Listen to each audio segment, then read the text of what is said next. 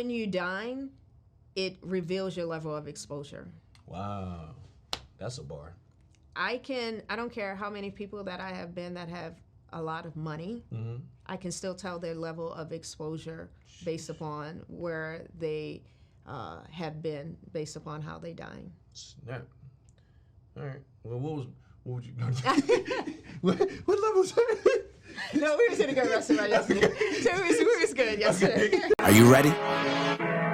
We're gonna run the play. Let's Do you go. know what it's like to come from nothing at all, but every day you just wanting it all? Do you know what it's like? Every day facing your fear, but believing that your blessing is near. Do you know what it's like? Growing up broker than most, but still being devoted the most. Do you know what it's like? Yeah, that's what the journey's about. Yeah, let me show you how. What's up, y'all? This is Justin Owens back again, the Run the Play show, where we help break down the top plays from some of the top entrepreneurs, leaders, and personalities by sharing gems from their playbook. And I'm really excited today. I've got a great friend of mine, Miss Kelly Mack, is in the house. How you feeling, man? I'm good. How Good, are you? I'm good, man. I'm glad you could bless us here. You know what I'm Yes, saying? Listen, thank you. y'all, I'm gonna tell y'all right now ahead of time. This is gonna be one of those shows you're gonna have to bookmark. I'm gonna tell you why. I was super nervous being first, like a new entrepreneur, Kelly, and going out to eat. Okay. And, you know, I know you're a master with teaching etiquette and all Yep. that stuff, and we're gonna talk about that today in the show. But literally, I'm sitting down at the plate, I'm like, okay, what do I eat with first? You know what I'm saying? Yeah. So I wanted to have you here because I think that's something like, you know, if you don't come from money, it's like you get sometimes put in these environments where you're like, all right, well, Yeah. you know, where do we go from here? And I remember sitting at the table, like just watching everybody, like, okay, grab this, grab that. So I'm excited for y'all because hopefully y'all never have to experience what I had to experience my first time, because you get a chance to watch the show, come back to it, maybe on the way to the dinner or whatever. But we're gonna talk about some other things as well. So let's talk to me first of all. So did you always, you know, come from money? Did you know how to eat? Well, let me start with this Go first, ahead. based upon what you said. How should I sit? Should I do? However you want, whatever. How should I sit? Excuse me. You know, when you make a certain amount of money, you gotta sit in your postures, but yeah. So I'm gonna do this for now, and then I'll do the posture. So we'll do this for now. Yeah. There we go. I like it. I like it. You look like buddy. Thank you. Well, to answer your question, how I got started, my grandfather was a seaman. Okay. So started very organically. He was a seaman. He was a executive chef on a ship. And so when I was little, he bought me a globe to show me where he was going, etc., while he was traveling. So when he came back, the cool thing about it was he would teach me how to hold chopsticks. He taught me just how to properly hold my utensils. Wow. So that started there, very young age. And then as I got older, my grandmother actually taught me how to host. So she refined that. So she had this thing where she would tell me, so we never had sit-down dinners, so to speak, but what she would say is treat everyone as if they're your only guest. Nice. I like that. So with that, she said you want everyone to feel special. You want them to have an experience, and you want it to be memorable, that they will always want to come back to your parties. That. So that's how it happened. That's how I got into it. So special. Yeah. Treat everyone as if they're your only guest. Okay, treat everybody as your only guest. Yep. Special. The E was what? Experience. Experience and then memorable. Memorable. I like that. Yeah, we could definitely apply that. I like hosting. Yeah. You know, I just don't like to feel out of place. You know what I mean? Yeah. All right, so before we go get into the utensil stuff in just a minute, are there some no-nos like right off the bat? Because, you know, before we're going to talk about how to eat, but are there some things before I even get to, you know, the table for men or women? Yep. That like you just see some things like, oh man, they didn't know that. Is there anything you think off the top of your head?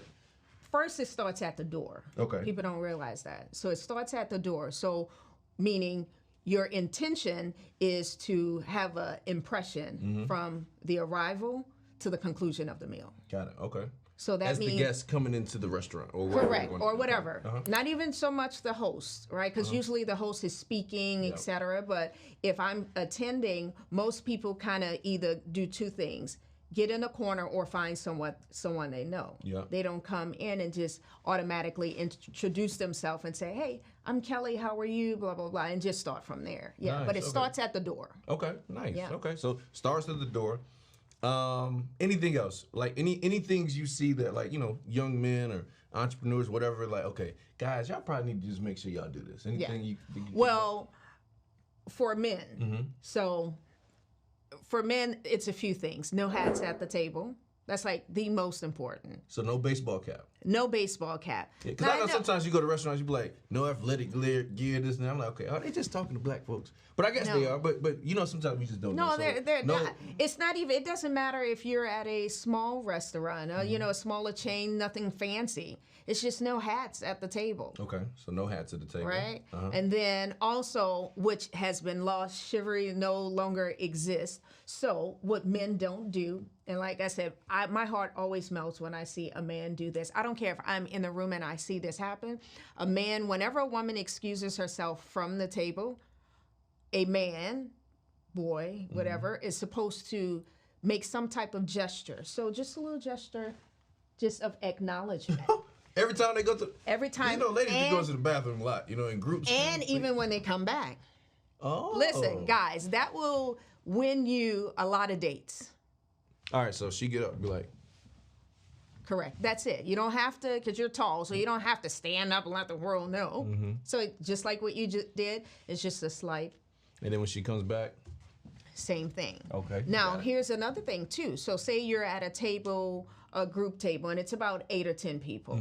You still do that if you see a lady, even on the far end, if she's your date or not, you still do that. Wow. Yeah. Okay. Yeah. All right, and then, of course, pull out the chair, you know, if it's a seated chair. Sometimes the guy or lady, whoever's working, they'll pull it out. But if it's you're by yourself, you should pull out the chair. Correct. Push them in a little bit. Yes. Okay? Got it. If I'm a lady, should I just wait for that to happen? You can. Okay. If you like. Yeah. But hopefully we don't have to do that around men. That's like a woman carrying, you know, bags, and you're like, well, I'm going to wait until she decides if I should carry them or not. Like, no. Yeah. Yeah. Okay. I like that. Okay. So the little gesture, nod, they get up. That goes a long way. Okay. I like it. Okay. Now, you're at a dinner, right? How do you decide, is this one of those things where I'm ordering alcohol, I'm not ordering alcohol? Because it's kind of sometimes it's an unsaid rule. Sometimes the business is like, okay, is this one of those things? Are we doing it? How do you decide that? So you decide that based upon the host. Got it. So whoever invited you.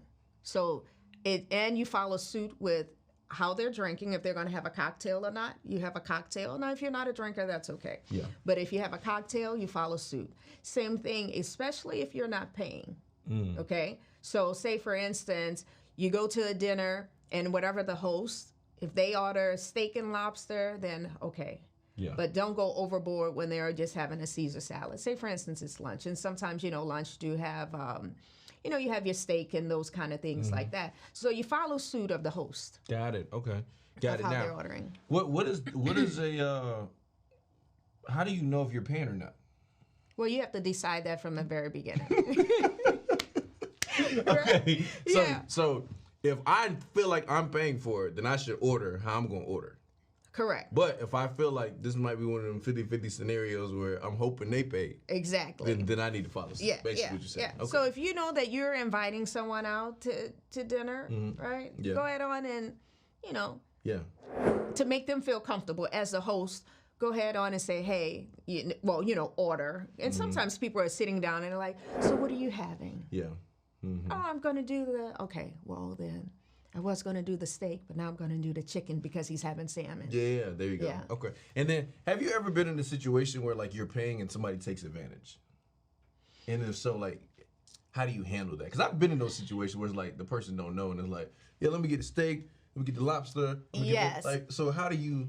It wasn't me personally, but with my former boss, we would have one employee like, dude, you don't see that this man is ordering something very simple? Yeah. And then he would order the steak. Yeah. So, yeah. Yeah. And you know what I've done sometimes is like, I'll cut the check off early. Like if I see somebody getting crazy, I'll just be like, I'll just tell the server on the side, I'll be like, hey, go ahead and close out everybody's meal. I'll take care of it now. Especially when I see people getting a whole bunch of drinks, I'm like, yep. Or and see, it's different for instance, for me and my husband. We love to entertain. Yeah. So we're okay. That's our vice. Yeah. Like we love dining and eating and drinking. So that's probably one of our largest bills that we have. Yep. Like, no, I agree. extreme. Yeah. And normally, like, it's like if it's business partners that we all been in the trenches and building with, that, there's no limits or stuff like that. But it's the ones where, like, I've literally gone out to dinner with people, Kelly, no lie. They order a meal for themselves and order one to go. No, that's very disrespectful. That's what I said. That's disrespectful. Like, disrespectful. dude, you can't do that. Hey, check, please. Yes. Sometimes I play with people, I'll be like, yes, separate. Even though I've already paid for it. I just want people to just Now, here's the thing, too, that people have to do. You have to pay attention to your audience as well. Meaning, because regardless if you pay or if you don't pay. So let's just say you're not paying. You don't go to this restaurant where the prices are extreme because, and we're not, let me be clear, we're not judging anyone's funds. That's not what I'm saying. However, if you know that people may not be a diner like yourself, don't go to this extreme of a high-end restaurant. And people may not want to. They may do it on Jordan's, but they don't want to pay $200 for a meal. Correct. Yeah, and that's okay. Yeah. So you kind of have to know your audience when you invite them somewhere. Yeah, no, I agree with that for sure. So, for instance, hey, do you like sushi? Yeah. You just can't assume because you eat sushi that everyone else eats sushi. Yeah, dietary restrictions, making sure that stuff is covered. Yeah. Okay, what about attire? Like, how do you know how to dress? Ooh, that's a great one. So what people must always do, you must always, if you're being invited, contact the restaurant, look on the website, check to see what the attire requirement is.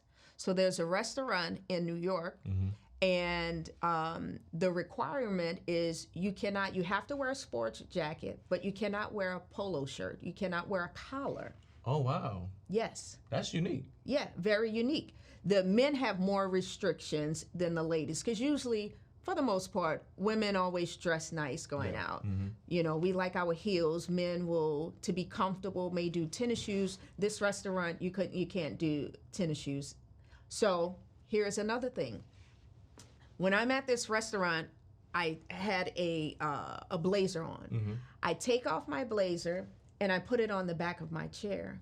Literally, the waitress came to the table and said, "Would you like for me to take your coat, please?" And I said, "Oh, no, I'll just keep it for now." And she said, "Oh, because we don't allow jackets to be hanging on the back of the chairs." And so I think that's a good point because if I didn't look up the place, I'd probably feel some kind of way like you picking up with me because I'm black. Like, is that But right? Really, I'm just not aware of the regulations or the rules for this particular establishment that I'm at. Yeah. So I'll give you a prime example. So I had a friend, and her husband. We went out. We were on vacation, and I said, "Hey, Ted and I, we're going to treat you all to dinner." So I thought in my head that because we said, "Hey, we were going to treat," that you kind of know how we dine based upon the stories, etc. So we were in Miami and they came down with Miami attire on. Ah, okay, yeah. So that's, dress, sundress kind of thing. And, Ted has on a sports jacket. I have on a nice black dress. And they felt so uncomfortable. She was like, "Oh, I didn't know." And I was like, okay. So there was a lot of things for me. I wasn't clear on what restaurant. Correct. Yeah. Right. They didn't ask the right questions either of what's the attire, what's the name of the restaurant. So as a host or inviting someone, I failed on that part because I didn't tell them what particular restaurant that we were going to based upon their requirements. Yeah. And it's sometimes if you're trying to treat people to something nice, you probably want to keep it a surprise a little bit sometimes too. But okay, I like that because I definitely don't tell people. I'd be like, "Hey, we're going to dinner, just dress nice or whatever." But that still doesn't mean anything, yeah. Right? So that's just what I said. Based upon that restaurant in New York, you may tell your friend, "Hey, bring your wife, dress nice," but then he comes in with a sports jacket on with a polo collar, Got a it. polo shirt, and that's not sufficient for that restaurant. Got it. All right, let's talk. We talked about some things guys should do. What about ladies? Any no-nos for ladies? Things to do for ladies? Well, for ladies, for me, one of the things that I do, so it's we don't have a napkin, but that's okay. How I fold my napkin, I fold it in a triangle. So I always wear neutral colors or black for the most part. So I always ask for a black napkin for 2 reasons. Okay. Because I always wear black, so I don't get length on my Got clothes. And then also because I normally have a bolder red lipstick on. So when you fold the napkin, if this is the triangle, women, you flip it over to wipe your mouth so that your lipstick does not come No, on. we're gonna that. have to get a napkin. You got to show everybody how to Right. do it. I got some. We ordered some. We bring out the set. I'll show it. So that was something new. So because some people don't know this, you can actually request a black napkin. I didn't know that until probably maybe 4 years ago. I was like, what? Yeah. Somebody else asked for it. I was like, man, I get tired of stuff messing up my black dress pants and stuff like that. That's getting a little lint on it. So And just know that. and if you're at a really nice restaurant, they may say, I've been where I've requested a black napkin, and they say, oh, we have napkins that doesn't have lint. Oh, okay, so release there lint. are white ones that don't. Correct. But that's really like the higher end restaurant where they take in the quality is superb. Yes, your black napkin is needed. And then, because let's say if a black napkin isn't needed, like I said, I always have red lipstick on or something of that nature, I would always ask for a paper napkin. Okay. Because I don't like to mess up the napkins, because usually sometimes it may not come out or whatever. So I'm just a little bit considerate, since my husband is in the hospitality industry. Yeah. I know all of the, that makes the sense. things. So, If I have gum, what do I do with it? great question. So if you have gum, paper napkin. Okay, so hey, can I get a gum from? Can I get a Correct. napkin from my Correct. gum, and then I put it in there and I just leave it there. They come grab it. So I have a great one for you. What most people don't know: how do you remove an olive pit from your mouth? You talking about the seed? Yep. I just throw it in my mouth and then I just take it out, throw it back down. I don't know, like, what do you do? That's what I do. Put the olive in my mouth, take the seed, throw it back down. Right. So whenever we're teaching dining etiquette, we always start with the olive pit. Okay. Purposely. So, because sometimes usually people have, little grab and go snacks, but usually sometimes they have the olive pit. So we take the olive pit, you take the spoon, and you put it in and it seems nasty, right? Because you're just taking the olive pit and placing it in your spoon, then you place it on your bread plate. Got it. Right, but it looks like, kind of nasty. You were not asking, do a whole Yeah. but you I just was place thinking it. you were gonna say the napkin, you just put it in the napkin. Yeah, But no. because then, once you put it in a napkin, then where do you put it? Yeah, that's a great point. Right, so you're just holding the whole time. Next thing you know, you open your napkin, Throw your it aside. because your seed rolls out on the floor. Yep, okay. Take it out with a spoon, put it on your bread plate. Okay.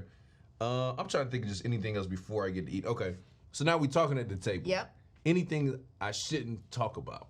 Yeah, so again, know your audience, religion, politics, abortion, things that's of a new one. Yeah, things of that nature. Yeah. I could see that Yeah. very, very testy. Because you have these, that's very extreme on certain topics. Okay. Anything you do, because sometimes people are jumping. I know you said sometimes people come to the table and they just go into their corner. They're shy sometimes. Like, they don't even know what to say to people. So, like, can you give me a couple? I know you gave me one introduction, like, hey, my name is Justin, but is there anything else you do or you can think about it, like, okay, these are great ways to start conversations? Or the most easiest way to start a conversation, if you're standing in a line to get a cocktail. That's kind of because you're usually waiting for the most part. Yeah. And if you're an introvert, that's, you start off with just that one-on-one interaction. okay. And what would you say? Like, give me something. Because one of mine is I always start with a compliment. I just be like, okay, girl, see the outfit, something like that. You can start by saying, so what are you thinking on getting? What are you getting to drink? That's a good one to get in there. Yeah. Oh, I've never had that before. Yeah. Got it. Okay, I like that. Then I always talk about, like, once you kind of get it, the icebreaker, get in there. Yeah. I'll do like a little joke. You gotta be careful because Yeah, again, it's with the extreme. Yeah. There's a white man, a black man, and a Chinese man. You're like, oh God, where is this going? But like compliments, I think are really, especially if they're genuine. Like, I like your dress. You know, Yes. ladies love like the eyelashes, the nails, shoes. I think Yes. shoes are easy one Yeah. for guys, but ladies compliment ladies all the time. So it's like, Yes. girl, I like your Yeah. eyelashes. I like your hair Correct, or whatever. correct, yeah. That's a good one. I think guys with like watches are a great one. I can always start a conversation with a nice watch. Like, man, which kind of Rolex is that? Okay, Yeah. man, that's Especially that's shoes a hard for one to men. find. Yeah, Yeah, shoes. yeah. Yep, that's nice. Okay, all right. So let's. Well, before we get into, are there any Yeah. other pet peeves that you have that you see? Not so much of well, the pet peeve for me, again, will always be the man not making a gesture when Got the it, woman okay, gets yep. up. You know, it's just it has been lost in transition. Just a little sidebar. I remember when my great grandmother passed. We're headed to the funeral in the car, and there's construction workers, and one gentleman tilted his head. So, you know, back in the day, that was a sign of respect for the deceased. Yeah. And, you know, just those little things just has been lost in transition. What do you think that? Why do you think that is? Oh, that's a great question. No father.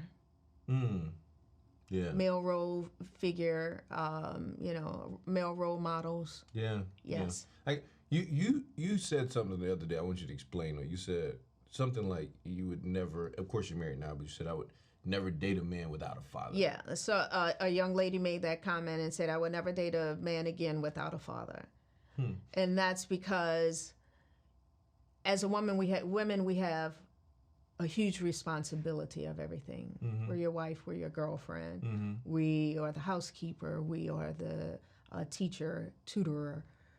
We're all of those things.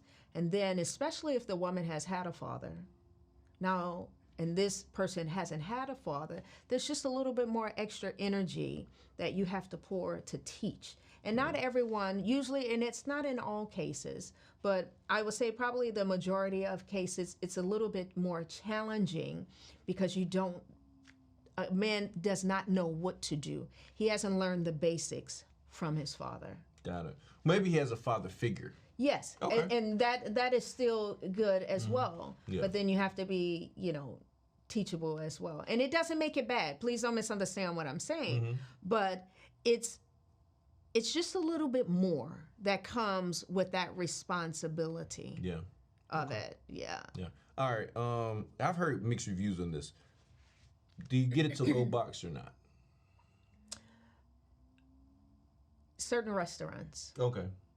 So if you're at the Outback, yes. But when you're at a high-end restaurant, no. Okay, and why is that? It's just like you just because they offer like, hey, do you want us to box this up for you? You just be like, No, I've never been to a high-end restaurant that has offered. they're just like, are you finished?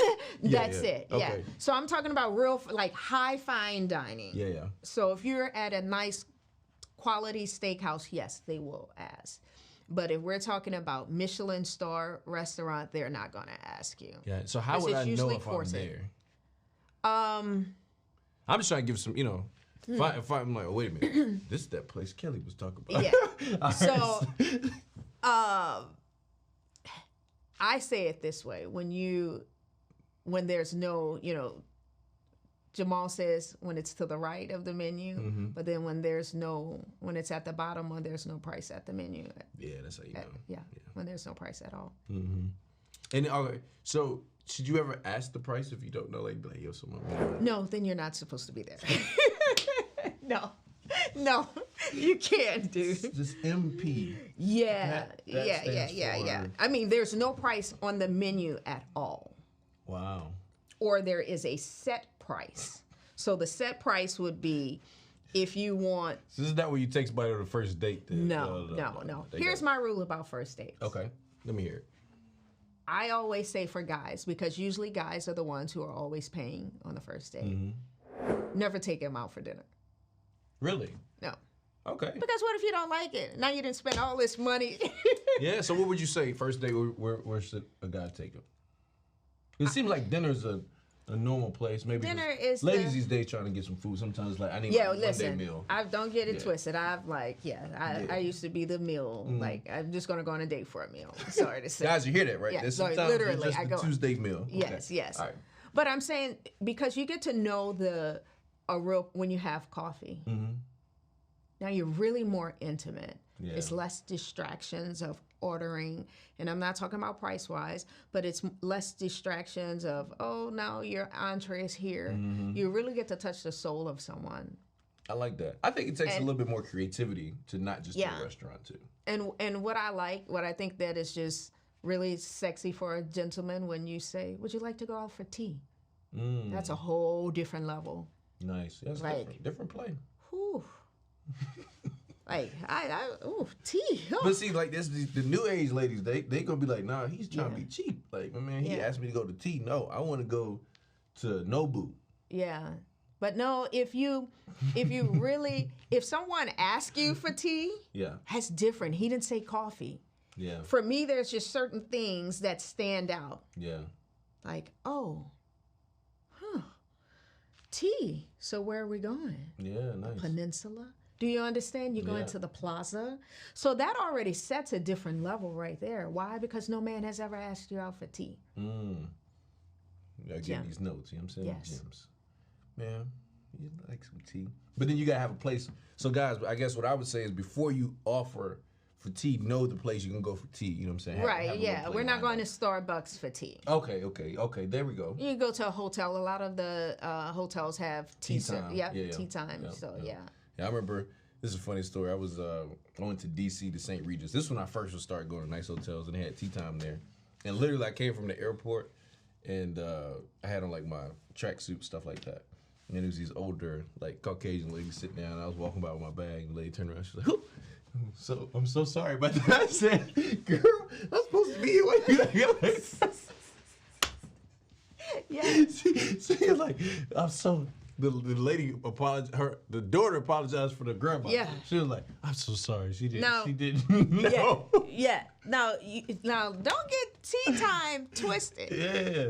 There are places where tea literally costs between $400 to $600. Please don't misunderstand, ladies. For tea? When a man asks you out for tea, yes, because they add caviar services as well.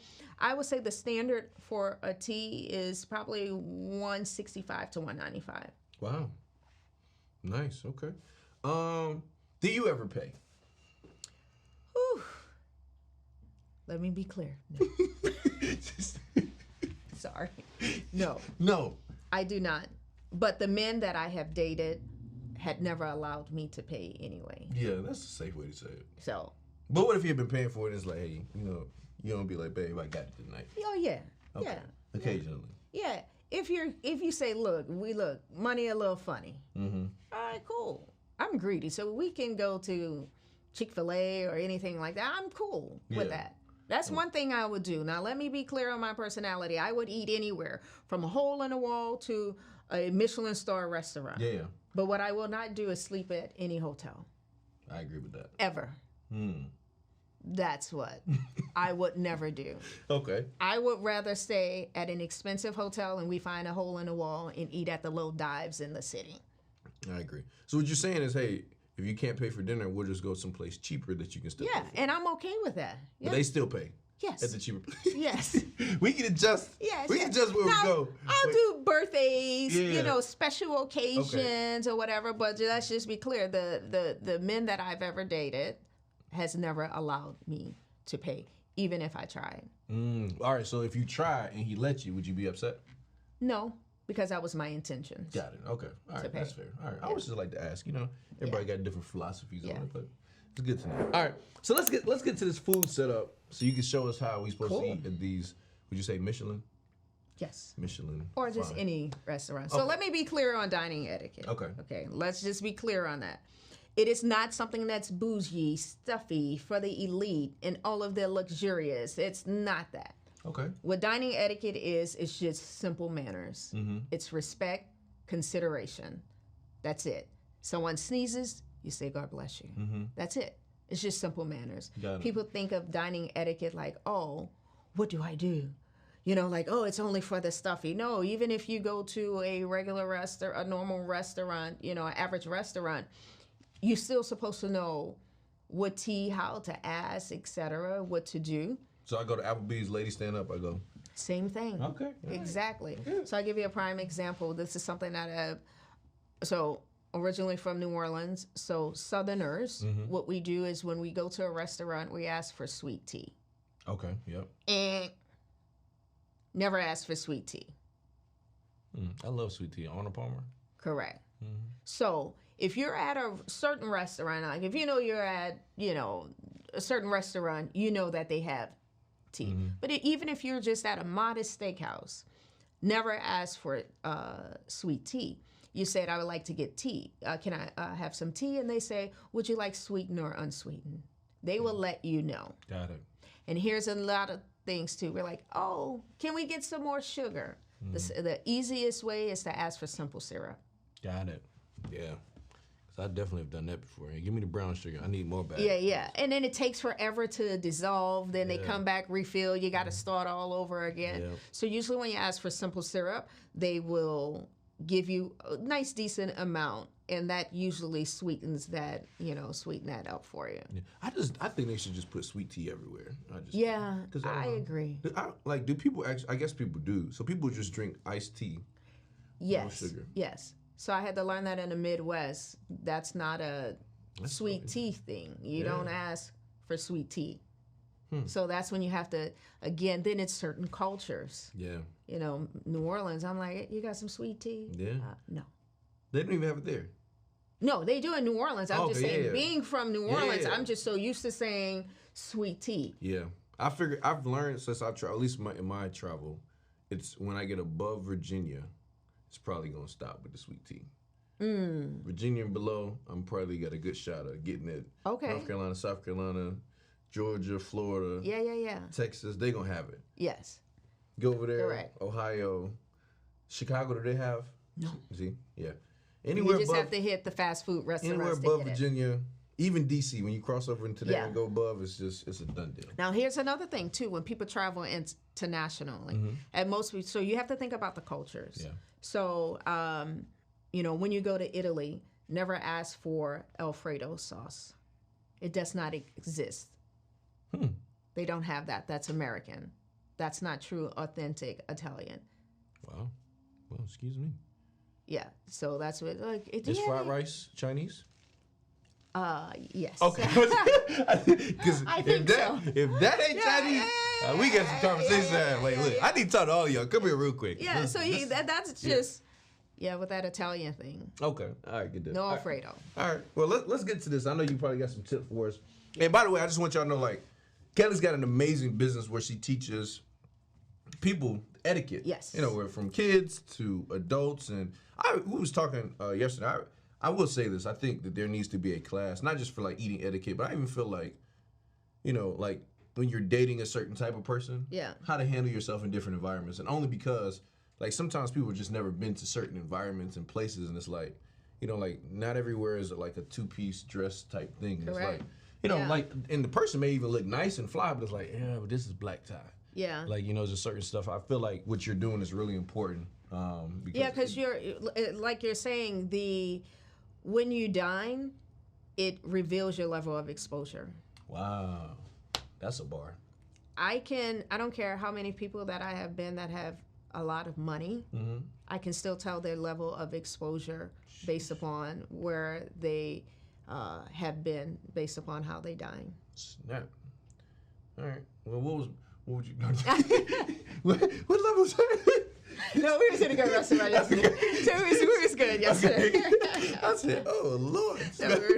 You can see through my soul. Okay. Yes. All right. Did you get yours yet? You know, the uniform for entrepreneurs all across the world, New ACOs. Go to newacos.com. Make sure you get your uniform. Make sure you get your gear and represent all around the world. All right, so this is where I was confused at. Yeah. So I sat down at this table. I'm like, I got 2 forks. I got all this stuff. So can break down what's happening here. Like, all right, we're sitting at this table. For people that's never been in this situation, what happens here? So when you first sit down at a table, always napkin. So I'll Okay. just move that. Usually the napkins are not under the fork sometime. So you place your napkin on your lap. Now what I was talking about earlier, this is how I fold my napkin. I always fold my napkin in a triangle. So I fold my napkin in a triangle, and like I said, based upon, you know, women, we have makeup and we're wiping our mouths. I flip the napkin over and then I wipe my Got mouth. it. Okay. So that's the first thing. Always sit down. Whenever you sit down, always napkin on the lap. Got it. Okay. Philly, can I get one of them napkins? Let me get myself together. Yep. Now, men, you don't have to do it. Just ladies, it just look a little bit nicer. Because when I we normally do just it. do like this. Yeah, that's cool. But Or you can do it, yeah. You can do it that way if you like. I just always like to just make it a little fancy for me. got it. And then like I said, I just flip it over, wipe my mouth so it doesn't. And then sometimes you have messy eaters. Sometimes I can be an extreme messy eater. So you can still just ask for another napkin if you feel that it gets too dirty. Got it. Okay, so you don't go here. You can. Okay, you can't do that. Yeah. Okay. You can.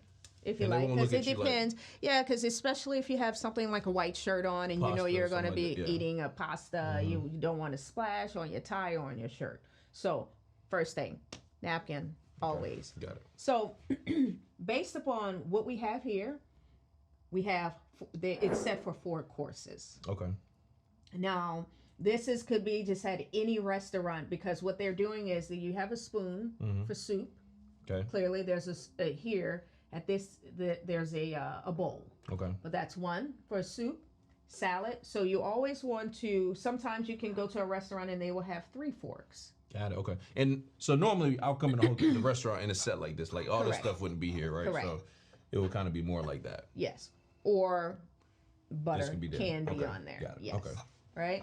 So we have it here. So we know we have 4 courses for sure, or they're giving you options for 4 courses, because you may have a soup. You always want to work your way from the outside in. Okay. That's based upon the courses. Okay. So again, if you have 3, usually this is always the appetizer fork. That'll be 1. Once you're done, you put it on your plate. You can here flip it over. I always like to do that to let the waiter know that I'm finished. Okay. And they'll take that. So then they'll leave this for your entree. Got it. So that'll be for your entree. Now this here, that's your dessert.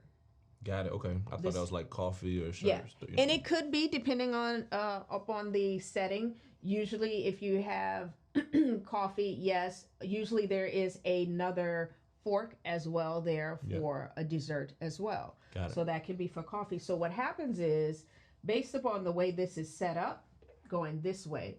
I'm going to move this for 1 second. This is what the waiter will do. This would be clear. Let's put that there. This would be clear. And now, because it's at the top, they're just going to come here and drag it that way. Got it.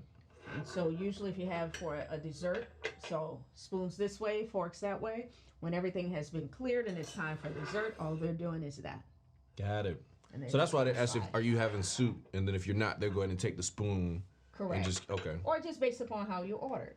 Got it. They'll, if you don't have it, another rule too is people for non-drinkers who may not have wine, you take the glass and you flip it over. Got it. Okay. Yeah. So that's always. Now, with the butter situation, so here's a hack. So if you're at a restaurant, let's say you're at a table just with 4 people. Okay. Okay. I'm left-handed. Most left-handers are going to go left and grab the water. And that's incorrect.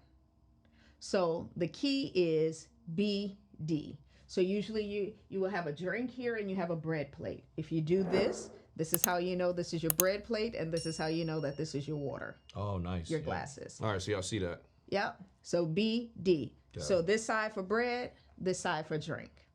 So when you do it, don't do it like at the table like this. Yeah. Just kind of Yeah. go, okay, yeah.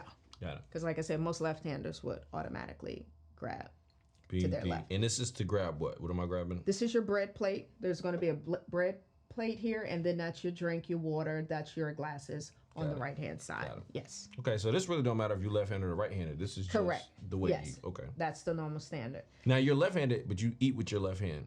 I eat with my right. Oh. Okay. I'm left-handed, but I do everything with right. So I'm ambidextrous. So sometimes I can grab either or, but most left-handers will grab to the left. Got So it. it's, you know, for their dominant hand.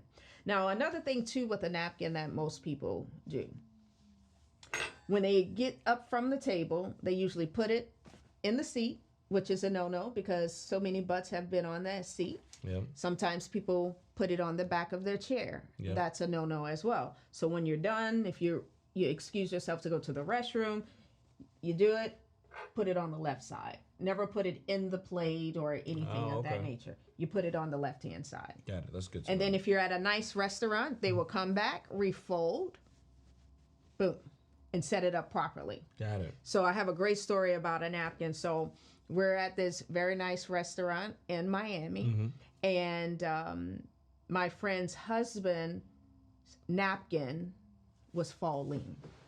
Okay. Falling. Exactly. There was no one around. It was falling. As it's falling, the maitre d' comes up, catches it before it hits the ground, and puts another napkin on his lap. Wow. And he's like, "Where did you come from?" Mm-hmm. That's great service. That's great service. Yeah. Wow. So here's another thing too about food that most people don't know. So, you know, everything is starting to become unorthodox, right? It's not normal for interviews. So sometimes you will have a interview where you're at lunch or you're at dinner. Like I said, so when you're on an interview, for sure, never, you know, follow suit. Yeah. I don't recommend ordering a glass of wine. So even if I'm the host, I order a glass. If you still yeah, just because you want to stay in a professional mode.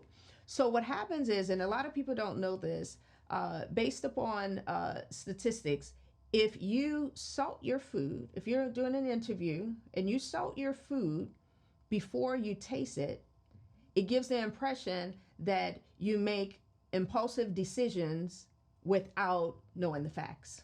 Wow.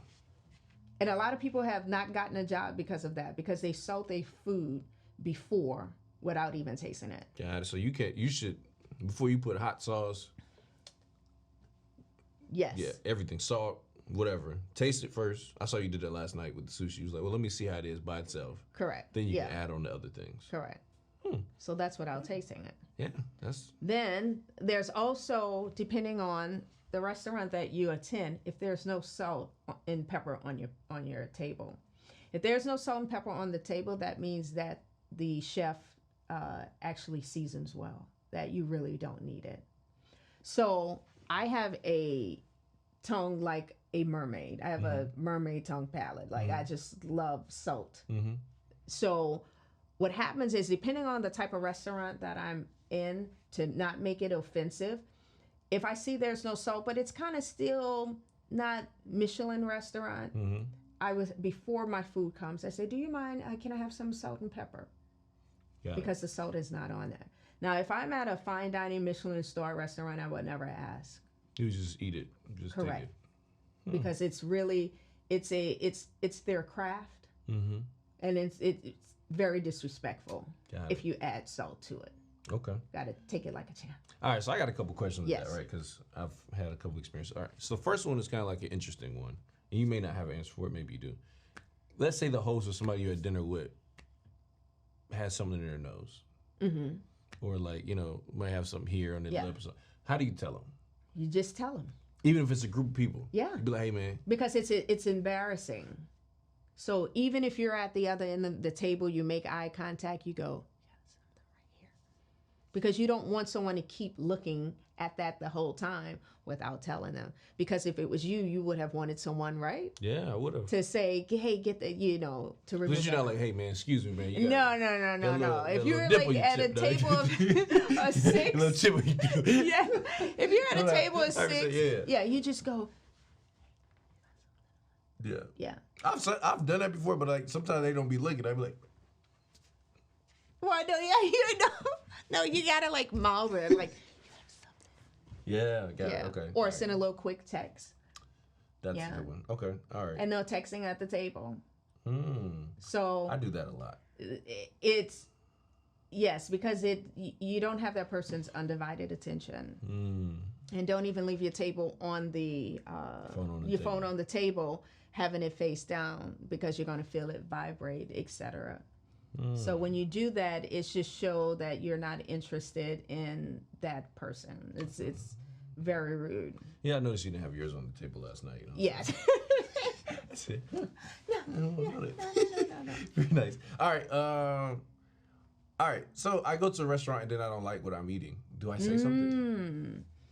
That's a great question. That's a tricky one, because my husband does not do that because he's in the hospitality industry. Okay. He hates it. He hates when people return their food. Yeah. Now, that's tricky because I do it at times. Like, if it's just not good and bland, I would be discreet. So if you do that, make sure that you're discreet about it. You're not making it. Pet peeve of mine is when I'm dining with someone and they make faces and they start talking about how bad the food is. Because what you do is you're ruining the experience for other people who may be enjoying their meal. So now you're complaining, and it's just, I'm like, dude, just stop it. Yeah. So, yeah. See, I try to like painfully go through it, and hopefully somebody will just do it for me. I'm like, no, I'm good. I'm good. Nah, man, if you don't like it, Yeah. sit back. You can. Yeah. I do. If it, like I said, if it's bad, I'm like, I can't do it. I have to.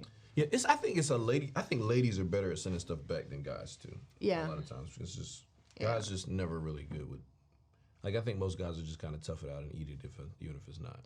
So, but I'm of both mindsets. One mindset is, all right, if you order it and it don't taste good, you learn next time you don't order it. The other side is, you're paying a lot of money for this, so you should at least like what you order. Correct. So now, if it's here's like the thing, terrible, too. Some people, I dine with a lot of people who don't know how to order.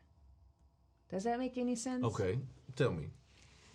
So it's like, oh, I'm going to try I'm like, you don't even like that. It's like, why you want to get this? Like, come on. Yeah. And that's okay if you're trying. But some people just don't know how to order. They don't know how to order the right thing for their taste and what they like and what they don't like. Yeah. A lot of people also do not read. Here's the most common thing. Most people do not read everything that's in it. Got it. So it comes with, it's a steak on a bed of polenta with, I'm making this up, sweet greens and pork. Then once they eat the food, oh, it's sweet. Well, it said that it was sweet. Yeah. That's it. So people just see steak and greens or whatever it may be, and they're not reading the full menu to see what their dietary needs or what they like or don't like. I don't like sweet food. Yeah. So there's this. No, I'm not good. I'll say that off the camera. But I'll say that off camera. Okay. But I don't like sweet food. Okay. So I look for that, or I would ask. Like, some things that I know that can be sweet, or like I said, if it's greens, I will ask, do they have a vinegar taste in it? Got it. Even if I order like a tuna salad or a chicken salad sandwich, I will ask them, do they have any celery in it, and is the mayonnaise sweet? Got it. Okay. All right, another question. I order a bottle of wine. They come and they give you the sample taste. Yep. Sample pour, whatever, however you say it. If I don't like the sample pour, is that my time to get out of the wine? Yes. Okay. Yeah. So they won't be mad if I'm like, no, because it could be bad or So that's good that you must say. So that's my time to say, okay, you know what? Let's try a different bottle. Yes. That's correct. Or even different type. Yep. That's good to know. Yeah.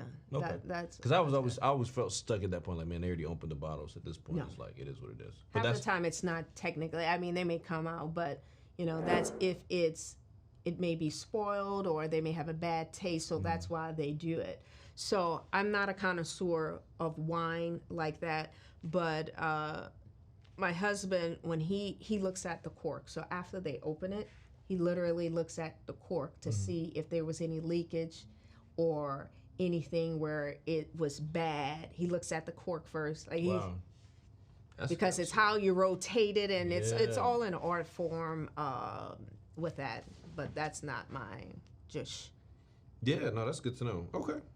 This is helpful. I just learned some stuff here today too. that Yeah. I had no clue about, so that's pretty powerful. Any other thing anybody else should like know? Like I know you said when you're done, so basically, all right. What do I do when I'm completely done eating? When you're completely done, again, you can flip it over like this.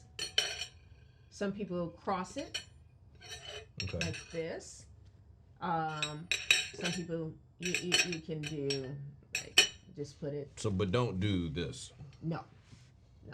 Okay. Because I'll be like, all right, I'm done here. Yeah. It's okay. Now you know what I have a bad habit of doing. I have a bad habit of pushing my plate away. Yeah. I do that. It's just a little. I don't even like. I did that last night, and I realized I do it. It's just a little slight gesture. I don't know. I couldn't tell you where I got that from. Okay. But I'm done. Yeah. That's when I know that I'm done. Yeah. Yeah.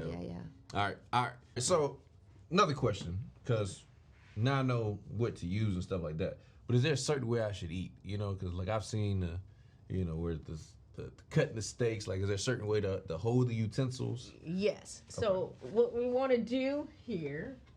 Turn it to you like that. Yeah. Perfect. Can we still see this? Yep. Okay. So what you want to do, the easiest way is to put it in your palm, and all you're doing is just flipping it over, index. Got it. Most people like to jab, stab, kill. So what you can do, you just put it in the palm of your hand, flip it over with your index finger, hold your food down, your knife, and cut. And it's crazy. Most people are so afraid to cut with a knife.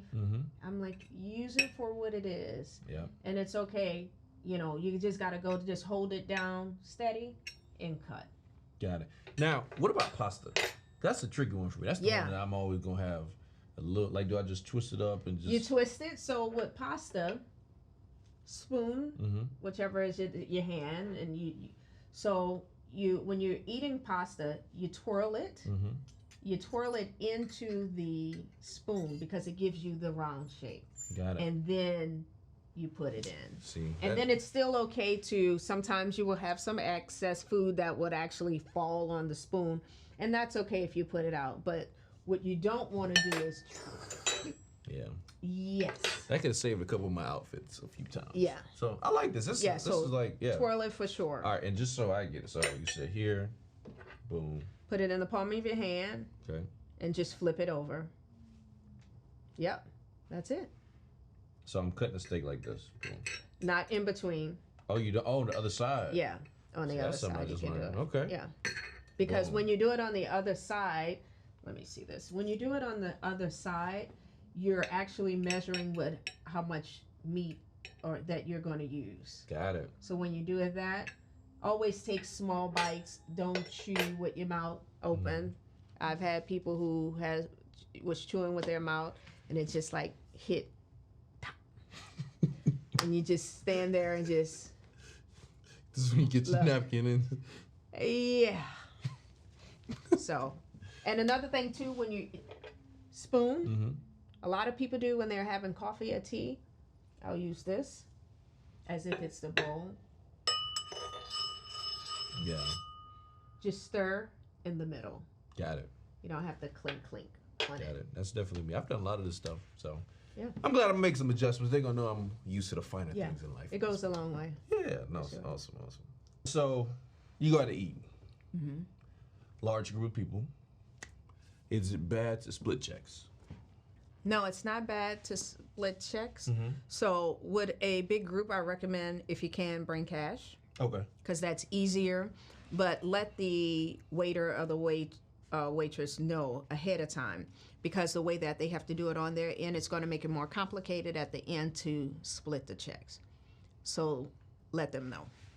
All right, that's a good one. Because typically in my life, I end up paying. My mentor calls it the I'm the man or I'm the woman tax. You know what I'm saying? Like, it just is what it is. But there are certain times where it's like, all right, I didn't even put this together. And it'll still come out. And it's like that awkward moment of like, okay, I was invited here as well, guys. So I ain't paying for everybody. So bring cash. Yes. That makes it so much easier. That's a great tip. Yeah. Now, so how do you feel about that? That when you're at a table and people have counted your funds and know that and figure that you're going to pay? I feel like it's a bad assumption. You know what I mean? Like sometimes it doesn't bother me. Like I'm a giving person, so I think it only bothers me when it's expected. When people start expecting it. When no one has an alligator And it's hand. it's not even the fake reach. I'm like, oh. Yeah. And then sometimes it becomes so normal to people, they don't even say thank you anymore. Yeah. And that's where I start getting, like, okay. Yeah. I do have a problem with that when there's, say for instance, if there's 2 men at the table. Yeah. And just one man. Now, don't know if you guys decided in the beginning if we're going to split or if I got that one. Yeah. But at least ask, at least try, or just say, hey, you want to split this? Yeah, that's a good one. Yeah. I like that. Yeah, because it kind of makes it a little bit, because it's like one of those things when you meet people you don't know if I should hug them, if I should dap them, or if I should shake their hand. You're like, oh. Yep. So, like, just ask, like, hey, do you want to split this? Mm-hmm. Yeah, it makes it a little bit easier on the other person. Got it. But because I know some restaurants, they're like parties to 8 or more. Yeah. They don't even split the check. So you cannot, yeah. Guys, Cash App or Venmo or bring cash. Yeah. And then one person pays. Yeah. Cash is always, whenever I know, I'm like, how many people are going? I make sure that I do that. That's a good one. I never do that, and I'm about to start doing that. Yeah. Y'all hear that? If it's a lot of people and you normally pay, bring cash, and then you just cash yourself out. Sometimes even throwing a little extra. And keep cash. Yeah. On you. Yeah. I have a horrible time with that. Yeah, me too. Meaning because when we dine out, for the most part, we get treated a lot based upon, who my husband is. Yeah. And we have no cash, right? To tip the waiter. Yeah, that's what usually there has been several times where they're like, "Oh, dinner is on us." Like, I got $4. How many? How much? Like, I got one. Yeah. Or you would just have to say, there's times where we say, "Hey, just charge $1," and then put the tip on there. I've done that before too. Yeah. Okay. How do you decide how much you're going to tip? Because I think the standard is like 20%. Standard is 20, but based upon the service. Okay. All right. Now I'm different with tipping. I'm based upon service. If the food was like, I'm going down. So you'll go below 20. Correct. Got it. Okay. Especially the service. Because the service can be good, but the food can be mediocre. Yeah, I agree. So if I had a great waiter, waitress, I'm going to tip 20 or more. Got it. But if I don't like the service or the food, I'm going down. I'll probably go 18%. Now, I'm not going to go 10. I will go down to the 18. So even if it's bad, you don't like terrible. My husband does that. Okay, I'm with him on that one. Yeah. He still is going to tip 20%. His thing is, I will never come back here again. Yeah. Yeah. Yeah. I've done both. Like if it's just like sometimes I've had like maybe 2 situations where it's kind of like disrespectful, and I'm like, all right, you'll get 10%. I'm always going to tip something. Correct. Yes. I'm never not going to tip because culturally there's always a stigma on us about tipping. Exactly. And I always try to set up for the next black person. That's my philosophy. So I like that. Sometimes I even I'll tip ahead of time. Like I'll just bring some 20s or 50s. Like I saw my mentor do it a lot, so I'll just tip a couple people ahead of time. So it's like, all right, now I know we're going to have some good service, and then because to me it's still the same 20. I'm gonna still tip the 20% or more that I was going to tip. Yeah. But I just want you to know ahead of time, like I'm not one of those guys. So treat us the right way. You know what I mean? Because people have their everybody has their day and their moment. Mm-hmm. Yeah. So I try to give people grace too a lot of times because it is a tough job. It really is. But at a lot of these nice restaurants, they make really good money. They make great money. So it's tips, but these check $1,000. That's $200. Yeah. You get that for one table, 4 or 5 tables for the night. Yeah. You made $1,000 for the day. Yeah. What's the biggest bill you ever paid? It was definitely a business meeting. It probably had to be like maybe $5,000 or $6,000, I think, something like that. Yeah. It's not too crazy. No, that's not too crazy. I mean, but at the same time, so I have younger people in my business too sometimes, or I've been out with younger people, and it seems they spend more money at the club. Like I've definitely spent that at a. I've spent more than that at a section before with bottles and blase blah, you know. So it's just like you know, that's not my favorite thing to do. But like, you know, especially like end of the year stuff, we'll do like dinner and stuff like that, sure. which is pretty simple. But I only do that with leaders. Like I've tried to like be cautious because when I first got started in business, when I was doing my taxes, I realized a lot of my money was going to meals and entertainment. So I'm like, okay, I gotta find a way to keep this. As a matter of fact, one of the things I started doing, I learned this from my mentor as well, is when I was doing like new people to my business or I'm going to connect with different people, I would just order. I would see him, he would just take the menu and he would just order for the whole table. Yeah. And then he's like, I'm paying for it. Yeah. I'm ordering everything. Ted does that. Yeah. He does that a lot. Yeah. I'm like, and then some people, mostly women, don't really like for that because we're very particular on what we eat and our food, etc. Yeah. A lot of women don't like that. Yeah. And but I'm just like, you know, unless you're paying. Yeah. You know, but it's like she said, yeah. Unless you're paying. Yeah, where you going with this, buddy? But I just feel like, you know, if the person is paying, it's like, all right, now if you want to get something of your own, you know, do that. But yes. You know, I've done that to curb the money. I'll even say a lot of times, hey, I'll take care of everything but alcohol. Yeah. And because alcohol is another thing that raises your bill really high. That's and here's a little tip. Whenever you want to treat someone, stick with breakfast. Oh, that's a bar. Breakfast is the cheapest meal. Facts. Now you can still get your you can still get your mimosa and all of that, but breakfast is the cheapest meal. Y'all paying attention to this, man? Breakfast. Where have you been? You know how much this would say? Because I would be trying to do lunch and lunch and dinner, breakfast. So we got the tea play for the dates. Y'all heard that? Yeah. Breakfast. Bring cash. Definitely understand how they bring the cash. Those breakfast for people is definitely something I'm implementing right away. Bringing cash, I'm definitely big group. Bringing cash right away, so I like it. We'll talk about relationship a little bit because I know you said you dated for 11 years. Yes, dated my husband for 11 years. Then you're married now. Congratulations. Yep. Thank you. Congratulations. You all are amazing, by the way. You know, met you all. Was that New York? We went. Yeah. New York. And Ted's super nice. So I'm looking forward to getting a chance to sit with him a little bit more. Yes. Because you could just tell he's like a brilliant person. Yeah. Great heart. But you said 11 years, and you said even if he wouldn't have popped the question, you would still be dating him. Yeah. Tell me about that. What's your philosophy on that? Because I know some people are like, listen, we got a timer, and if like, hey, we've been dating for 3 years and you haven't proposed, I'm about to be out of here. Because you know, for some ladies, I've heard. The clock's ticking. Yep. I don't want to waste time. So what's your thoughts on that? One of the greatest advices that I've ever heard. It's like in my top 5 of the greatest advices that I've ever heard. Well. Sometimes doing the right thing is not the right thing to do.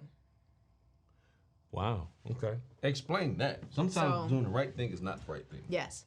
So I had a friend of mine who said that her and her husband was getting a divorce.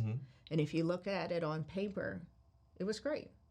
They dated for about 4 years or so, got married, bought a house, then had a child, maybe even got a dog. If we look at it on paper, and I was just so shocked. I'm like, what do you mean? Like, I just thought they were a great couple.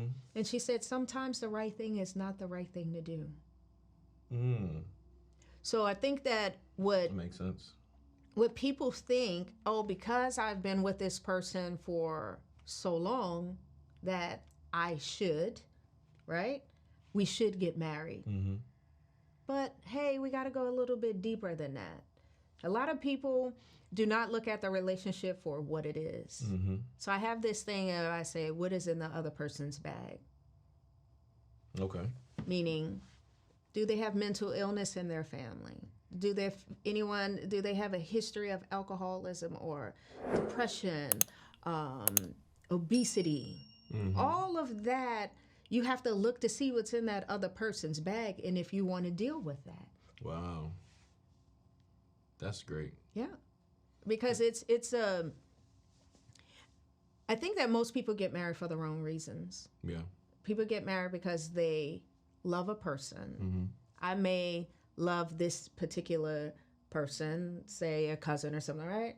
But he wouldn't be an individual that I would marry. that I would want to be with. He's a great guy and I love you, etc. But what if I was a young lady, would I want to marry that person? And I think too, the biggest question is for individuals really to ask themselves, would you date yourself? Sheesh. Would you want to be in a relationship with yourself? Yeah. That's a scary question for some people because Yeah. it's like some people, like they'll even say, I know I'm a handful. Like, well, why do you think somebody want to deal with a handful? Exactly. Because some of the stuff that starts off being cute is not cute after a long time. No, It it's becomes not. annoying. You be like, okay, this is a little bit much. Yeah. And I've seen it, or I've had friends that have been in those situations, and you hear it all the time. And I think sometimes that's why people maybe have a, because I think marriage by itself is a great thing. Yep. You know, I think it's an amazing institution.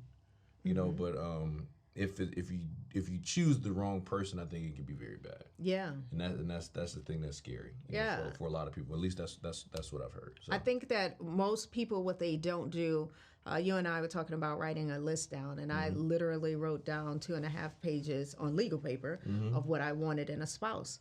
And I was very honest with myself. I knew for sure that I did not want to come home by 6 o'clock and we're eating a rotisserie chicken with green beans. And nothing is, like, that's not cute. Yeah. You know, for me, I knew for sure that I wanted someone who had money, not stable. There's a difference. Yeah, it's like you said, that had money and not what? Not stable, because you can be, it's stability, making a nice amount and a nice, but I was honest with myself. And I think especially. And there's nothing wrong with it. I think some people, like, because there's some people that would say, wow, you know, you want to talk to somebody. No, it's not even about that, because I think what most women, what we fail to realize is that we think we want a man with money, but actually you really don't. You want someone who has stability, because women, even in the anatomy of us, we're internal. You guys are external. We want time and affection. And you know what comes with a man who's powerful and has money? He's never home.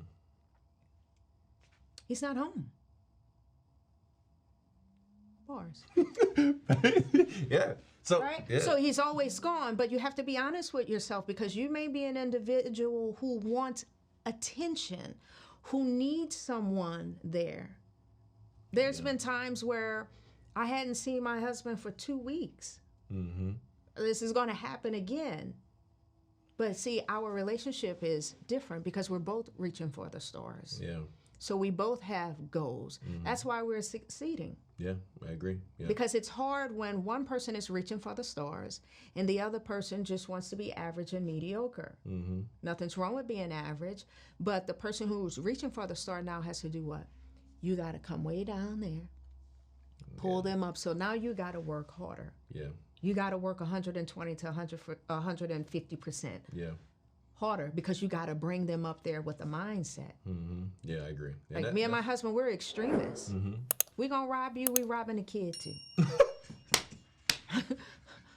Little man, I need your diaper. I'm gonna leave your out. I need your diaper. And you know what? Give me that bottle too. Yeah.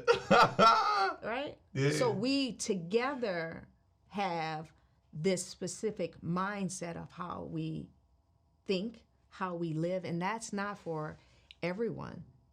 Yeah, no, I agree with that 1,000%. And you know, and I do want to throw out too, because like you've done very well in your own right. Obviously, real estate investor. Tell me about like what got you into that. Like what made you interested? Because you know you guys got a lot of stuff going on, and that's something that you've been really drawn to. So with real estate, the seed was planted in me at least over a decade ago. I had a friend who was into real estate, and he would, you know, try to encourage me to get into it, but at that time my mindset wasn't there. I was focused on my career. My background is in music, entertainment side. And so I just wasn't there. I was focused on that particular goal.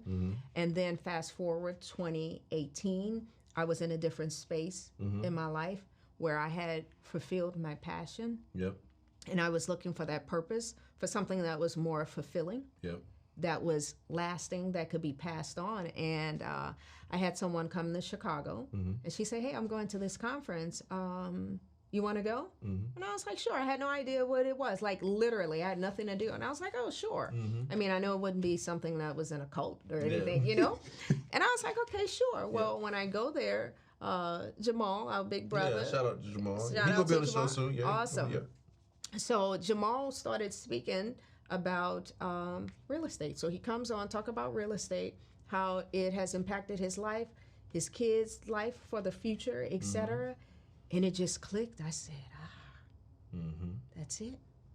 And so that's really how I got into it. So what I did was the next day, because I only had general admission tickets, but the next day I didn't attend, and I contacted Jamal via Instagram.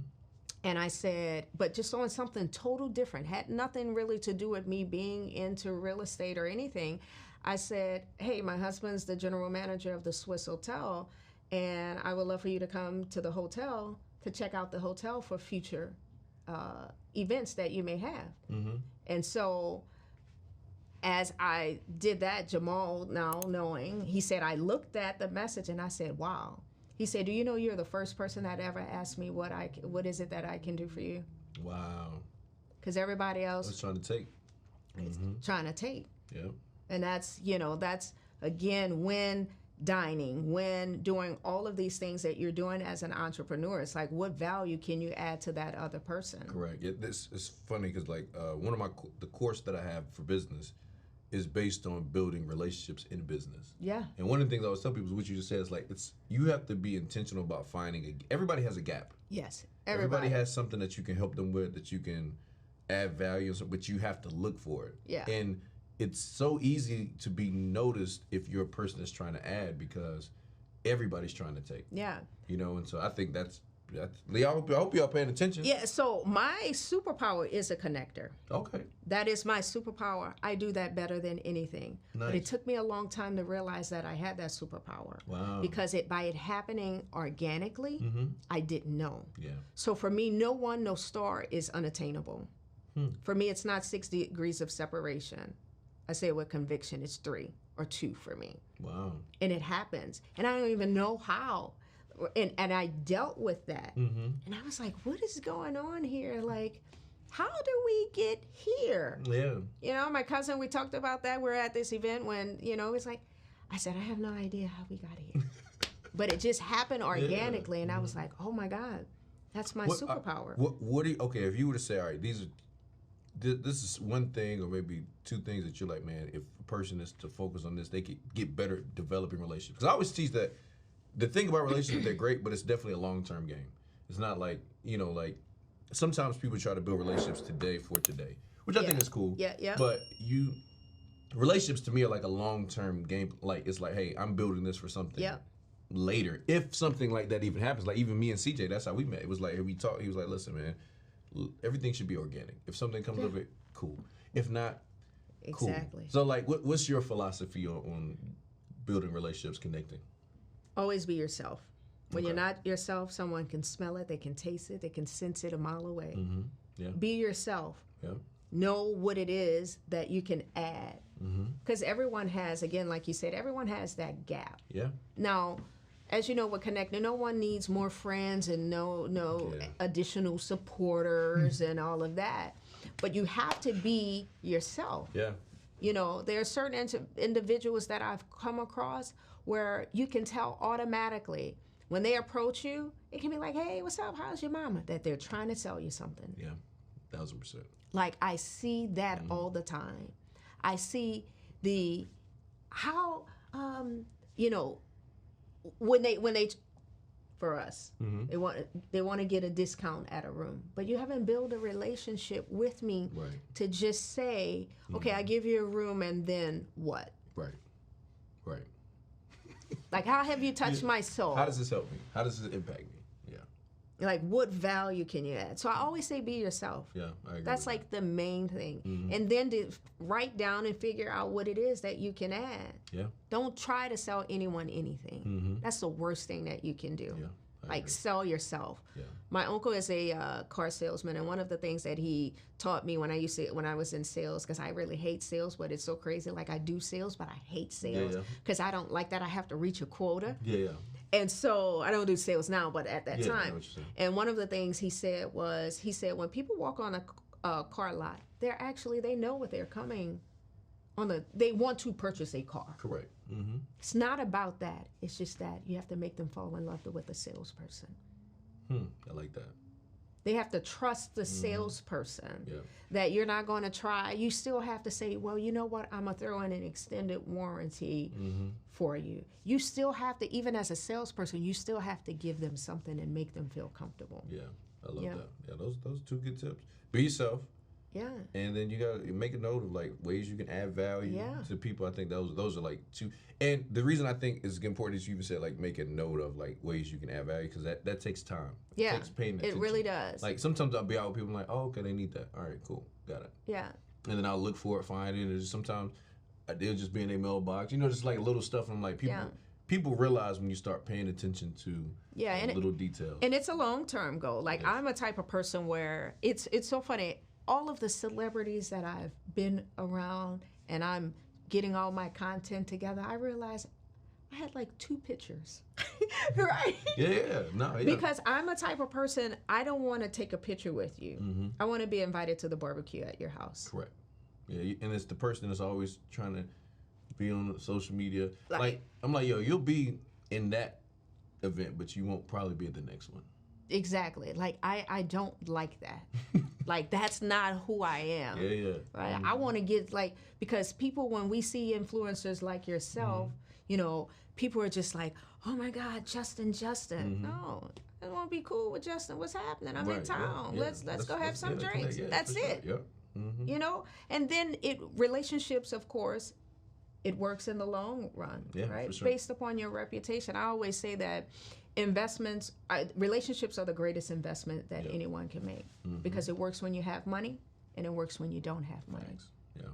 So based upon my history, if I don't have any money right now and I say, hey, Justin, I have this idea that I'm working on, you'll say, you know what? Because you know my track record, right? Or you know another person's track record, you're going to want to invest in that person. Yes, you'll do your due diligence. Don't misunderstand me, but based upon the relationship. Yeah, for sure. Yeah, of the person. Yeah.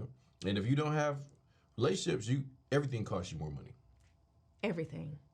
Like, and it's so funny because you start making more, you start doing more, you realize, man, like there's some stuff that you don't have to pay for that. And that's what I'm telling you. It's like, hey, when I was broke, I needed this. You know what I'm saying? But like now, it's so that's valid. That's why I said we go to a restaurant. Yeah. Half the time we don't have to pay for anything. Wow. I just use the name. Yeah. Sidebar 2 about relationships. The number 1, the gatekeeper. Yeah. It is not Justin. People, it is not Justin. It's his assistant who is the key. I was an assistant for 8 years. Probably one of the best jobs that I've had because it taught me how to problem solve, think on my feet. And I had to realize that. Right, so I realized the power that I had as an assistant. So if I would tell my former boss, this guy, I'm not too sure about it. It's not. Or you're trying to get on the schedule, I'm not going to put you on the schedule for whatever reason. But if you have a relationship with me, then yes. I remember I was working, and my former boss had asked me to get a meeting with the mayor. Some cold calling. I hadn't built a relationship with the mayor or the assistant. And days went by, maybe a week, and he had probably asked me 2 times, where's my meeting with the mayor? And I'm like, oh my God, if he asks me one more time and I don't, because you got to problem solve as an assistant. Yeah. I'm like, Lord, I'm going to get fired. So I was like, what am I going to do? I was like, because I don't want this dude to ask me again. So I called I was like, oh, okay, I got it. So so my aunt makes cakes, and they're beautiful and they taste great. And so I went there to the mayor's office. This is how I did it. I went to the mayor's office. Just so happened she was not at the desk. I said, can you let her know that this is from Kelly McHenry, such and such assistant? She would throw me off. Hey, can I get a meeting? I don't have anything. And again, My former boss is popular. He's famous. He's a celebrity. Couldn't get a meeting to save my life. Wow. But the moment I brought that cake and she tasted it, he got 30 minutes. A meeting just canceled. So we build a relationship. And I kept that going. I kept, okay, so I know she liked that. So if it's Christmas or something, I would do that. And it wasn't the mayor. It was the assistant who got me the results that I needed. Yeah, that's strong. That's tips for an assistant, too. Yeah. I think that's another thing that might need some training, too, is like this. And I talked to my assistant about it, too, because she's amazing. But, like, I think that's a level of, and maybe there may be something for it, but like there needs to be a training for assistants because there's a lot of people that just don't know how to handle that. Actually, that's one of my long-term goals, to train assistants. Wow. Yeah, that's exactly what I want to do. That's a great I was great at it. Do you know how many? Listen, do you know how many people I know right now that they want that for their staff? Yeah. That's a great business. You should probably do that. Like that should be a short-term goal. Yeah. Okay. I got some people that do. Yeah. Start training their assistants like right away, like systems for it, because it's a gap. Yeah. And it's like it's one of those people that's almost invaluable to your business if it's the right person. Yeah, so. I can get in restaurants that people can't get in. Yeah. Because I would do that as an assistant. So if I know places maybe that my former boss hadn't been, I'm going to go there and introduce myself to the manager. I'm such and such, and it's just a pleasure. Listen, again, the added value. Whenever you want to come to, a concert or anything, please give me a call, but I just want to formally introduce myself to you. Wow. So when I call, and when you're trying to get in, and there's some type of value. It has to be in some type of even exchange in relationships. Sure. Yeah, and that's because, again, most people trying to take, they're not. I was talking about this recently. I was like, at least let there be some type of mutualism. Yes, for sure. Like, okay, hey, this may help you, and I'm fine with that because that's a part of life. Like, okay, but then there should be something that also adds some value on this side too, which I think that's huge. Okay, last question I'm asking because I always have a segment on here. It's called Breakdown to Breakthroughs. So I talk about any flops you've had, failures, fumbles that you've had that's caused you to have a breakthrough, but you're broke down. Because I always teach people, like, if you want to impress people, you talk about your success. But if you want to impact them, you talk about your failures. So are there any flops, failures, fumbles that they were a breakdown at that time, but like you look forward, it's like, man, it really set me up for a breakthrough? And how did you get through it? That's a great question. I think for me, I didn't discover who I was till later on. I knew that I was a creative being. I knew that I was an entrepreneur. I unintentionally took jobs that I wasn't supposed to take. I would have started earlier. As an entrepreneur? Yes. Yeah. I think that's one of the things. What would make you have started earlier? Like, if you could go back and talk to Kelly at whatever age, you'd be like, girl, like, what would be the thing you'd be like, do it now? Well, let me say this. When I did discover, let me say that I had flunked out of college, but I still had this uneasiness in my spirit that I wasn't supposed to be there because I don't like to be confined and sitting at a desk and having someone to profess or dictate to me. And then so I flunked out because of my disinterest because I hadn't discovered who I was. And then fast forward, started working at a job at a bank, and I asked myself, if I got paid $2.50 an hour to do what I love to do, what would it be? And I knew that it was music. Yeah. I got the genre. Can't sing. I can sing a little bit, but I can write a little bit, but really wasn't that great at doing it. And then I was like, okay. And I did some really good discovery, like, okay, I love managing people. And so I wish I would have known that at a earlier age because I was still an entrepreneur in school and I didn't even identify. It wasn't popular. So I went to an all-girls school. I got my aunt worked for an organization, and they had, after she would have events, and they would have Twix in a box. The candy. The candy. Yep. So she would give it to me just from leftover. And I was like, you know what? I'm not going to eat this. I'm going to sell it at school. And so I had a monopoly on it, right? Because everybody sold stuff after school, but I sold it during class. And so that was like my first thing of really becoming an entrepreneur when I look back on it. And then I look deeply into, you know, who it is that I am. Yeah. You know, and it's one of those things that really sounds simple, but it's not, because there's so many things that can drown out who you are. Yeah. And I didn't have a tangible talent. That was the difference. That was really the hardest thing for me. I had an intangible talent. Which is being a connector, networking. And I didn't know, again, wasn't fashionable at that time. So I'm coming from my mother, who is a singer. That's a tangible talent. Then my cousin is a fashion designer. That's a tangible talent. Yeah. And I'm like, I just know people. I can do everything, right? As a kid, I can do everything. I was pretty good at everything. I was athletic. You know, I can do whatever, play sports and, you know, sing a little bit. But I didn't have a visible talent, so that was my struggle. Wow, I love it. And I think that's important for everybody, like, watching too. It's really like, sometimes you gotta, I know for me, I had to have time with myself. And I said, Justin, like, what do you want to do? That's the hardest thing. And like, not what do your parents want you to do, or like what does the world want you to do, but like what do you really want to do? Yeah. And then being cool with, because there were some people like, you know, that I grew up with, like, oh, Justin, you're just focused on money. And I'm like, no, I'm not. But I'm okay now. Like, there was a time where I would be trying to defend it and trying to make them. Yeah. I'm like, now I'm like, okay, if that's what you get from my message, then you're not the person I'm talking to. And I'm okay with that now. There was so many things that I used to try to prove, and now I'm like, you know what? The faster I can get the wrong people out of my life, the less people I have to deal with that don't fit in what I do. And I think when you get there, there's like a different energy that you get in life when you just know who you are. Yeah. And you're like, you know, I'm not trying to prove that to nobody. I ain't trying to be somebody I'm not.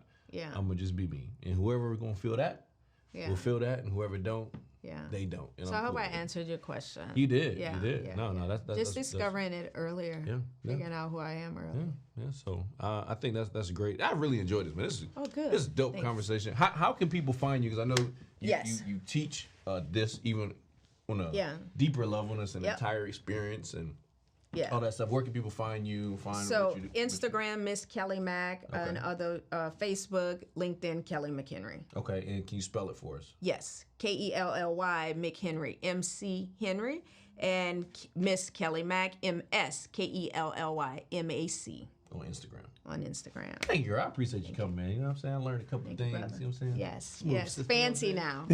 Yes. Yeah, but now when I go out to eat, y'all, you know, I would just go be on a whole nother level. Yes, we're going to do this now. Excuse me. Yeah, absolutely. Absolutely. So definitely appreciate you coming through. Anytime somebody come through to the Run Play show, I always like to, you know, give them something. So, you know, we all, you know, it ain't too crazy, but it's just something, you know, just for, we like to sow in people, take time away. So, you know, of course, we got the new ACO here on the. Oh yes. Got the hoodie. Awesome. And yes. We put a nice gift basket. It's heavy too. Yeah, just, you know, stuff, you know, you may use, may not use, whatever. But we just want to say thank you. Appreciate you for coming and taking your time away from your family. You got a lot of stuff going on too. Yes. And excited to see where this continues to go, and also that assistant. Yes. Train the assistant business. I'm gonna get on that ASAP. Yeah, ASAP. Yeah. It's gonna be huge. So, guys, listen. Told y'all we're gonna bring you top leaders, top entrepreneurs, give you their skill sets. I'm telling y'all, this is one that you got to bookmark and remember to keep, because it's a game changer. I've been a lot of places, and I learned some stuff today. So Miss Kelly Mack gave you the play. You go run it. See y'all in the next episode. What's going on? Listen, make sure you guys go to RunThePlayStore.com. Get your official Run the Play gear. We talk about shirts, socks, jackets for everybody that's Run the Play all across the world. Are you ready? We're gonna run the play. Let's go. Do you know what it's like to come from nothing at all, but every day you just wanting it all?